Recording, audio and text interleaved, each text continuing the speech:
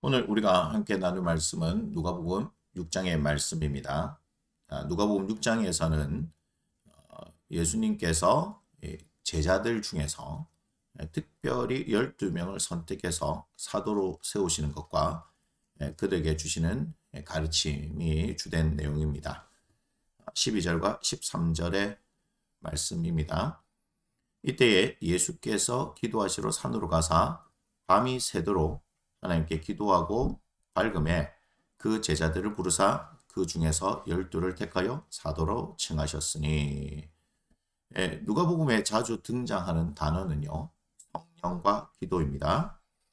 여기서도 기도하시는 예수님을 볼 수가 있죠. 예수님께는 몇 명인지는 알 수는 없지만 분명 많은 제자들이 있었을 것입니다. 누가복음 10장을 보면 70명을 따로 세우셔서 전도하러 보내시는 것이 나오는데 그 내용을 봐도 알 수가 있습니다.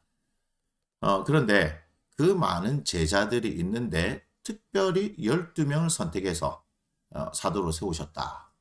이것은 이 12명에게 아주 기쁘고 영광스러운 일이었을 것입니다. 이를 예수님께서는 많은 제자들을 유심히 관찰하시다가 필요에 의해서 선택한 것이 아니라는 거죠. 이를 위해서 예수님께서는 기도를 하셨습니다. 그것도 산으로 가셔서 밤새 기도하셨습니다. 왜 그랬냐? 그만큼 중요한 일이기 때문이죠. 그리고 우리가 이 일 후에, 그러니까 예수님께서 12명을 사도로 세우시는 이 일 후에 가르침이 있죠. 그 가르침을 눈여겨봐야 하는데, 우리가 이 내용을 가만히 살펴보면 이제 마태복음에 산성수훈 있잖아요. 5장, 6장, 7장에 나오는 그 산성수훈의 내용들이죠. 대부분.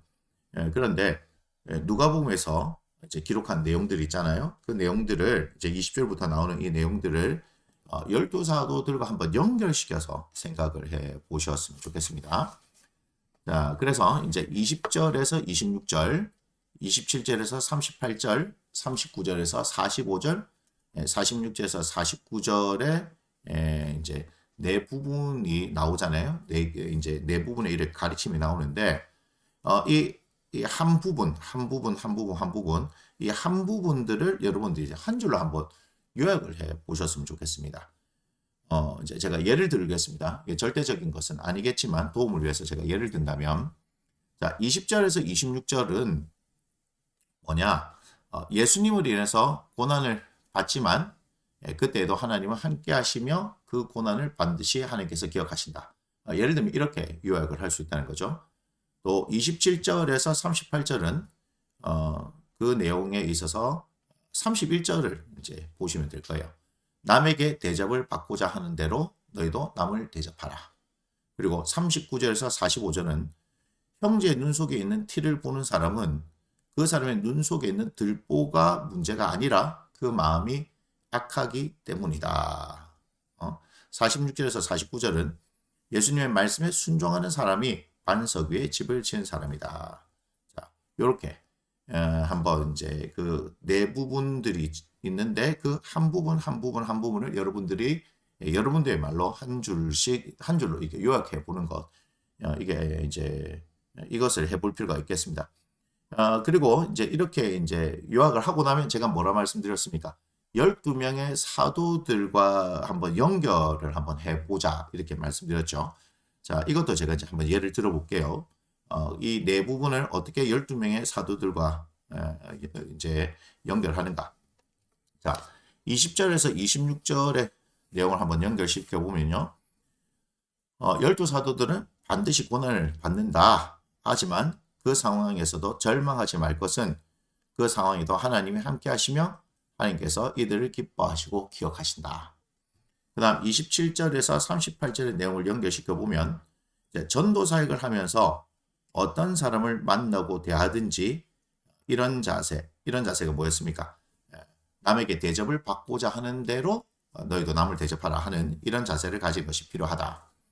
그 다음 39절에서 45절의 내용을 한번 연결시켜 보면 이제 사람을 만나고 대하는 일들을 하게 될 때 자신들이 이러한 사람이 되지 말아야 할 것이며, 여기서 이러한 사람은 뭡니까? 자신의 눈 속에 들보가 있으면서 형제의 눈 속에 티끌, 그걸 지적하는 사람이죠. 그런 사람이 되지 말 것이며 또한 사람을 분별할 수 있어야 한다는 거죠. 눈 속에 들보가 있는 사람은 뭐죠? 마음이 악한 사람이라는 거죠. 이런 사람들을 분별할 수 있어야 됩니다. 왜 그럴까요? 그들에게 복음이 들어가지 않기 때문입니다. 자, 46절부터 49절 내용을 연결시켜 보면 이상과 같은 예수님의 가르침이 있었잖아요. 위에서 나왔던 가르침. 이 세상의 가르침과 다르기에 따르기가 어려울 수 있죠. 하지만 그럼에도 그 말씀을 따라야지만이 그 자신들의 사역이 흔들림 없이 진행이 되고 열매를 맺을 수 있다. 이렇게 연결을 시켜 보는 겁니다. 다시 말씀드리지만 제가 말씀드린 게 절대적인 것은 아닙니다.